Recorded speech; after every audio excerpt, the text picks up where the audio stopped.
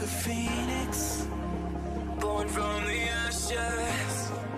I take care of my own. Torn down, we're assassins. You can't suffocate my spirit. Souvent en tant que youtubeur catch, en début de vidéo pronostic de pay-per-view, on aime bien vous parler du nombre de rencontres. À quel point la carte est chargée. 10 matchs, grosso merdo, en moyenne, sur tous les pay-per-view de la WWE depuis belle lurette. En fait, depuis le draft 2016, tu vois, si on veut essayer de parler encore de l'époque moderne, depuis 2016, souvent t'as une petite dizaine de matchs dans la carte principale. Et pay-per-view après pay-per-view, on vous répète, nous, youtubeurs catch, qui faisons des vidéos chaque semaine, chaque mois, pour vous parler un petit peu des shows, on vous dit c'est trop, c'est pas digeste. Parce que, finalement, il y a certaines rivalités, certains matchs, qui vont être un petit peu écourtés, tu vois, qui vont être un petit peu bâclés. Parce que, justement, bah, tu peux pas te permettre de laisser du temps à tout le monde. Parce que ton show, il peut pas non plus s'étaler trop longtemps sur la durée, quoi, tu vois, 3h30 grand max. Parce que sinon, c'est pas digeste. Et encore, 3h30, c'est beaucoup. Et là, stupeur, 4 matchs au programme d'Hell in a Cell. Alors, sur le coup, je me suis dit, qu'est-ce que c'est que cette histoire? J'étais pas sûr. J'ai fait plusieurs sites de news, de catch, tout simplement, pour vraiment vérifier l'information. Et j'ai vérifié plusieurs fois les sites en question. Il n'y a bien que 4 matchs. Et là, je suis surpris. Je suis surpris parce que, est-ce que la WWE a eu enfin une révélation concernant le nombre de matchs dans leur pay-per-view? Est-ce qu'enfin ils ont compris que le qualitatif est plus à privilégier que le quantitatif? Mais au final, même si c'est ce que t'espères, tu te rends compte que c'est pas vraiment la réalité des choses. Non, non. En fait, la réalité des choses, c'est que t'as l'impression qu'ils s'en foutent complètement d'Hell in a Cell. Ouais, complet. Parce que quand tu regardes bien, ces dernières semaines, notamment la semaine qui vient de passer, là, Raw, on est en train de nous teaser déjà des matchs pour Crown Jewel. La team Ric Flair contre la team Hulk Hogan. Team Hulk Hogan avec le capitaine Seth Rollins. Team Ric Flair, capitaine Randy Orton. Randy Orton qu'on l'a ressorti du tiroir après cette défaite humiliante contre Kofi Kingston. Et son association avec Dash Wilder et Scott Dawson qui a tourné court finalement, on le ressort, tu vois. Et il y a plein de mecs qui vont avoir une place à Crown Jewel, mais qui ne sont pas sur la carte d'Hell in a Cell. À croire que il faut privilégier l'apparition de ces catcheurs dont on ne connaît pas encore l'identité dans un gros live event comme Crown Jewel plutôt que à Hell in a Cell. Pay-per-view de la WWE qui a un sens, tu vois. Parce que Hell in a Cell, c'est quand même un pay-per-view à stipulation avec des enjeux, quoi. Avec une construction de rivalité. Et ça se joue pas franchement en la faveur d'un truc qui est privilégié par la WWE en se disant on va avoir du qualitatif plutôt que du quantitatif. Non, non, là, ça joue plutôt, ça penche plutôt du côté on en a rien à foutre du pay-per-view. Et tu te rends compte que cette hypothèse est confirmée quand tu vois les matchs qui sont au programme. Il y a déjà 2 matchs qu'on a déjà eu au précédent pay-per-view. Becky Lynch contre Sasha Banks pour le Raw Women's Championship et Charlotte Flair contre Bayley pour le SmackDown Women's Championship. Ouais, vous déconnez pas. Vous déconnez pas, ça va être... C'est des matchs qu'on a déjà eu au pay-per-view précédent. Alors attention, Becky Lynch contre Sasha Banks, si on élimine le match. Voilà, on va avoir un match en cash. Charlotte Flair Bayley, en revanche, là, pas de match à stipulation. C'est... Non, ça n'existe pas. Là, on refait exactement le même match qu'on a eu à stipulation pour stipulation près, le match qu'on a eu à Clash of Champions. Et t'as également Roman Reigns, Rick Rowan.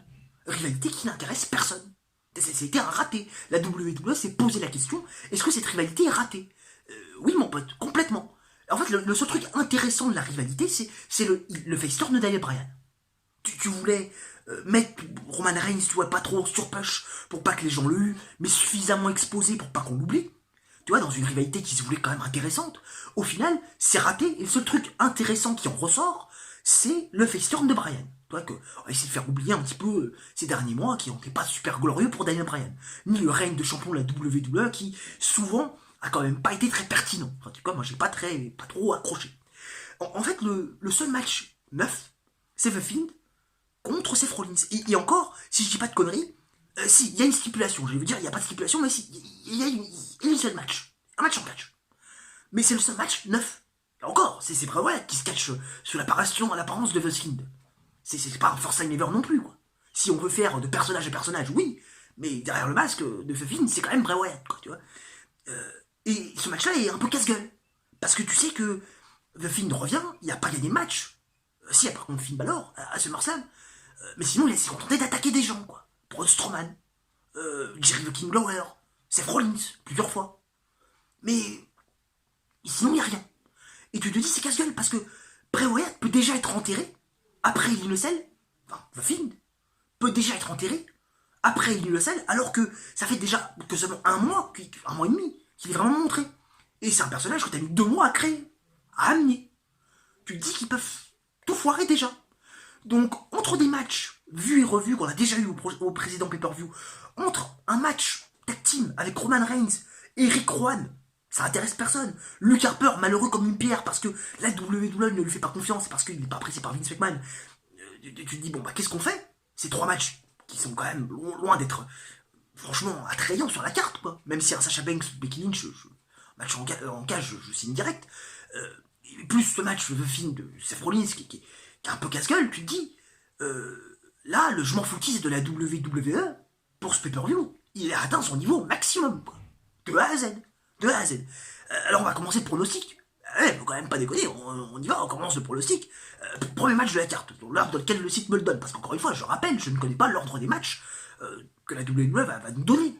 Hein, c'est discuté en interne, c'est communiqué sous aucun prétexte, on a la surprise, en live, en différé, hein, encore une fois. Hein, parce que je vous rappelle, voilà, chacun est encore libre en France de regarder soit en direct, soit en différé. Maintenant qu'il n'y a plus les commentaires de Christophe Ajuf et Philippe Chéreau, forcément, la plupart des Français, les francophones, ne vont plus regarder du tout les shows en direct, hein, avec les commentaires français. Non, à moins que tu veux avoir les commentaires de Jean Brassard et de Guy Rougeau. Hein. Mon Dieu, je les ai entendus, au bout de 2 minutes, j'ai fermé. Hein. J'ai remis les commentaires anglais. Hein. Mon Dieu, quelle horreur.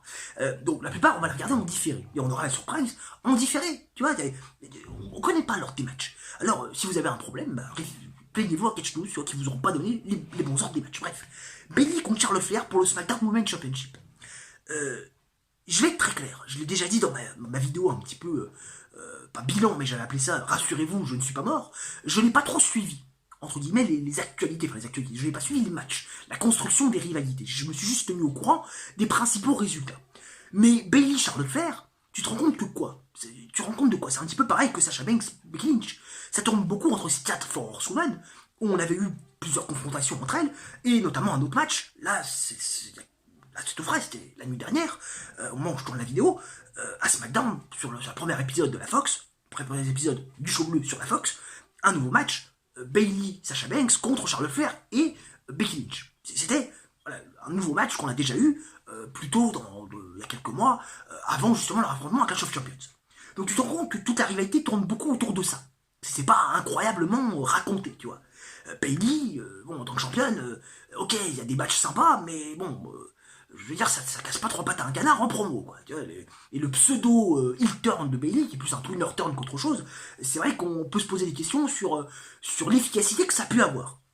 Charlotte Flair est toujours aussi bonne dans ce qu'elle fait. Je veux dire, Charlotte Flair fait du Charlotte Flair, mais t'as du mal à t'intéresser au truc. Et là, quand t'as le même match que t'as eu à Clash of Champions un mois avant, tu te dis putain de bordel de merde. En fait, le seul suspense qui réside, c'est qui on va faire gagner. Est-ce que, dans la mesure où on a eu un nouvel affrontement copier-coller de celui de Clash of Champions, est-ce que ça veut pas dire qu'on va avoir un changement de championne? Parce que généralement, quand la WWE fait ça, c'est que finalement, au bout d'un moment, tu te dis, bon, bah, on va quand même laisser le titre. Bon, quoi que, avec Randy Orton, on n'a pas fait ça, hein. Kofi Kingston a conservé son titre 2 fois de suite face à Randy Orton. Pareil, AJ Styles, quand il a eu sa rivalité longue, comme je sais pas quoi, face à Samoa Joe a jamais touché le titre. Mais bon, ça reste Charlotte Flair. C'est pas Samoa Joe ou Randy Orton. Tu vois, Randy Orton, il a plus du tout le traitement qu'il avait avant. Hein. D'ailleurs, on parlera de Randy Orton la semaine prochaine. J'étais censé faire la vidéo hier, mais j'ai eu un manque de temps crucial, colossal même. Donc, on fera ça la semaine prochaine. Pas de soucis, pas d'angoisse, rassurez-vous. Mais tu te dis, ils vont certainement faire gagner Charlotte Flair. Ça se peut, tu vois. Mais d'un autre côté, s'il faut gagner Charlotte Flair, on va donner le 10e règne à Flair dans un pay-per-view de catégorie B. Alors que Survivor Series se présente, ça n'aura pas beaucoup d'impact. Il faut faire ça au Royal Rumble, peut-être même à WrestleMania, pour marquer le coup, tu vois. La première 10 fois championne féminine à la WWE. Et surtout, si tu fais gagner Charlotte Flair, on n'aura pas ce Bayley Sasha Banks à Survivor Series, championne contre championne. Ça peut être aussi énorme. On se demandait quand est-ce qu'on pourrait avoir un Bayley Sasha Banks construit, bien amené. Bah c'est maintenant, ça Survivor Series. Donc pour toutes ces raisons-là, si tu veux gagner Charlotte Flair, c'est nul, quoi. La seule question qui réside, c'est comment ils vont faire gagner Bayley pour pas que Charlotte Flair ait une nouvelle fois un rematch. Je sais pas, mais ce qui est sûr, c'est que Bayley doit partir de ce show championne. Ça c'est clair, c'est net, c'est précis. Ce qui est clair, net et précis également, parce que là, il faut quand même pas déconner, c'est que la rivalité Rowan contre Roman Reigns doit se terminer. Ça doit se terminer. Alors j'en vois beaucoup qui se disent, c'est une évidence, hein, c'est une évidence, putain de bordel de merde, alors que cette pub s'affiche, il y a plein de pubs sur Catch News, ça suffit, laissez-moi les matchs, laissez-moi l'image des matchs, merci. Ce qui est sûr, c'est comme je vous dis, cette rivalité Rowan contre Reigns doit se terminer. Il y en a beaucoup qui disent, Rowan et Luke Harper, je l'ai vu, ça pas mal sur Twitter, sur certains sites spécialisés de lutte, Rowan et Harper vont gagner. Ils vont gagner pour créer des tensions entre Bryan et Reigns. Mais si tu commences à créer des tensions entre Bryan et Reigns, ça veut dire que le heel turn, enfin plutôt le face turn qu'on est en train de mettre au goût du jour de Daniel Bryan, va finalement contrecarrer les plans de laisser Roman Reigns en tant que favori de la foule. Parce que Roman Reigns ne sera jamais encouragé face à Daniel Bryan. Si tu réinstaures le Yes Movement, même sans le réinstaurer, les gens, dans la mesure où Daniel Bryan est redevenu, entre guillemets, un gentil garçon, Roman Reigns va se faire ruer si tu fais une rivalité entre les deux. Et deuxième chose, qui pour moi n'irait pas avec une victoire de Rowan et d'Harper, c'est que tu l'as fait quand la rivalité, en fait, entre Bryan et Roman Reigns? Tu l'as fait quoi à TLC, en fin d'année, décembre? Parce que là, on est en octobre, Crown Jewel, bah, si tu fais un Daniel Bryan contre Roman Reigns à Crown Jewel, il y aura zéro intérêt. Je sais pas, ça n'aura pas d'impact. Surtout que Crown Jewel, c'est dans quelques semaines, donc pour construire le truc, ça sera absolument nul. T'as Survivor Series derrière, qui a un pay-per-view finalement plus de rivalité entre Raw et SmackDown qu'autre chose. Ça sera intéressant maintenant de voir si SmackDown va prendre du galon après son passage sur la Fox. Et bien là, t'as TLC en décembre. Donc Crown Jewel, c'est trop près pour construire une rivalité. Et en décembre, TLC, c'est pas un pay-per-view qui comment dire, même si c'est un pay-per-view de stipulation, c'est plus un pay-per-view de catégorie B qu'autre chose dans la tête de la WWE. Donc c'est trop loin et c'est un pay-per-view de catégorie B. Donc en fait, dans les deux cas, on serait baisé avec cette rivalité. On serait complètement baisé. Donc c'est pour ça qu'il faut mettre fin à la rivalité. Bryan et Reigns gagnent et ils passent à autre chose. Comme ça, Rowan, on ne le voit plus. Luke Harper, bah, le pauvre, il est malheureux comme une pierre à la VVE. Bah, je pense que le mec préfère être chez lui plutôt que dans le ring, tellement il est mal utilisé. J'espère qu'il sera libéré. J'espère qu'on le verra à l'AEW. Notre ami Luke Harper, d'ailleurs, pay-per-view de l'AEW, je n'ai toujours pas regardé le premier weekly de l'AEW. Je me suis pas fait spoiler, mais j'ai toujours pas regardé. Je pense que je vais quand même bientôt m'y mettre parce qu'il faut quand même pas déconner. Mais bref, pour toutes ces raisons-là, victoire de Reigns et Bryan. Là, les gars, faut quand même pas déconner, quoi. Je veux dire, on tient à notre santé mentale. Becky Lynch contre Sasha Banks pour le Raw Women's Championship dans un Hell in a Cell match. Ça, c'est un pay-per-view. Ça c'est un match de pay-per-view, quoi. Limite, je veux voir dans le main event. Je veux le voir dans le main event. À mon sens, ça sera peut-être plus Seth Rollins contre The Fiend. Et encore, je pense que Becky Lynch, ça a quand même des chances d'être dans le main event. Ça peut être un bon match pour clôturer le show. Et ça, tu vois, la stipulation me redonne plus d'intérêt pour ce match-là que le match Charlotte Flair-Bayley. Alors que c'est des rivalités qui durent. Mais là encore, tu te demandes ce qu'ils vont faire. Comme pour le précédent match féminin. Qu'est-ce qu'ils vont faire? D'un côté, il y a Sasha Banks qui est revenue, qui a fait son heel turn, qu'on doit promouvoir parce qu'elle a quand même fait un heel turn, c'est quand même pas n'importe quoi. Et d'un côté, t'as Becky Lynch qui, depuis plus d'un an, est le visage de la division féminine. Vraiment, depuis plus d'un an, en fait, qui doit faire un bilan de ce qui s'est passé depuis un an jour pour jour. La meuf a 9 mois de règne, au moins. Sur les 12 derniers mois, 9 mois, elle a eu une ceinture sur l'épaule. Tu te dis, c'est la batassitude incarnée chez les femmes, elle sait vivre le truc. Et si tu la laisses championne, ça restera quand même crédible. Mais d'un autre côté, si tu la laisses championne après ce match-là, à l'UNSL face à Sasha Banks, tu vas discréditer Sasha Banks. Qui, elle, a besoin justement d'avoir un truc matériel sur l'épaule, dû à son heel turn, pour vraiment être crédible. Enfin, crédible. Je pense que tout le monde prend en sérieux Sasha Banks, mais dans la mesure où, à part avoir fait taper Carmella et s'est pris des passages à tabac par Becky Lynch, elle a pas fait grand-chose, en fait. Tu vois? Donc, si tu la fais gagner maintenant, je pense que ça a quand même un petit peu d'intérêt. Et si tu fais conserver donc Becky Lynch, ça veut dire que tu n'auras pas ce match Sasha Banks-Bayley qui serait très intéressant de construire en vue de Survivor Series, dans un match Raw contre SmackDown. Donc tout ça pour dire que tu sais pas trop où on va aller. Mais d'un autre côté, je veux dire, au-delà de cette qualité de ce match, au-delà de la qualité que j'attends, parce que j'attends ce match en termes de qualité au tournant, j'attends surtout une prise de pouvoir de Sasha Banks par rapport à 6 millions d'euros. Je sais, ça peut être confus, on sait pas trop ce qu'ils vont faire, mais c'est le meilleur choix possible. C'est le meilleur choix possible. Je veux dire, on parle de Sasha Banks. On parle d'une fille qui a besoin d'avoir un truc matériel sur l'épaule et d'avoir la confiance des officiels. Et on parle aussi d'une fille qui a besoin d'avoir une rivalité d'importance qu'on attend face à Bayley au pay-per-view Survivor Series. Donc pour toutes ces raisons-là, je dis victoire victoire de Sasha Banks. Clean, pas clean, je m'en fous, mais victoire de Sasha Banks. Sasha Banks, nouvelle championne d'Euro. Je veux ça. Je veux ça.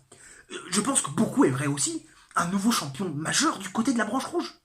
Tout le monde aimerait The Fiend, champion universel. Après, surtout après son règne de champion de la WWE, après Wyatt, enfin je veux dire après Wyatt, encore une fois, c'est pas le même personnage, mais Bray Wyatt avait été champion du monde à Hell in a Cell en 2017, il perd 2 mois plus tard le titre face à Randy Orton. D'ailleurs, Randy Orton qui perd le titre 1 mois et demi plus tard face à Jinder Mahal, qui ne dort ma boule, qu'on voit plus. N'importe quoi. Et là, on se dit, on aimerait un nouveau titre. On aimerait un nouveau règne pour Bray Wyatt, pour The Fiend. Même avec l'apparence du Fiend, on veut Bray Wyatt champion. Mais Bray Wyatt et le Fiend, qu'est-ce qu'il a fait vraiment après avoir battu, à part avoir battu Finn Balor. Finn Balor qui était en partance pour ses vacances, qu'on n'avait plus rien à foutre. Qu'est-ce qu'il a fait? À part mettre la main dans la bouche de Jerry the King Lawler, de Braun Strowman et de Seth Rollins plusieurs fois. Combien de fois il l'a fait? Qu'est-ce qu'il a fait d'autre? Il a rien fait. Il a rien fait. Donc en fait, ça ne peut pas justifier le peu de choses qu'il a fait, ne peut pas justifier une victoire pour le titre universel. Surtout quand tu sais que Seth Rollins c'est quand même overpushé. Parce qu'on parle beaucoup quand même de Roman Reigns overpushé, de Charlotte Flair overpushé, DJ Styles overpushé. Encore un titre sur l'épaule. Autour des hanches, comme vous voulez. Mais Rollins c'est quand même pas mal, hein. Parce que combien de fois il a été double champion, le mec? Au moins 3 fois ces dernières années et demie écoulées. Au moins 3 fois. Ça commence à faire beaucoup. Donc tu dis que Rollins est super protégé, est super mis en avant, est super overpushé. Donc c'est compliqué pour un mec comme le Fiend. Donc au final, tu te dis quoi? Ils vont faire forcément conserver le titre à Seth Rollins. C'est obligé. Ça peut pas être autrement.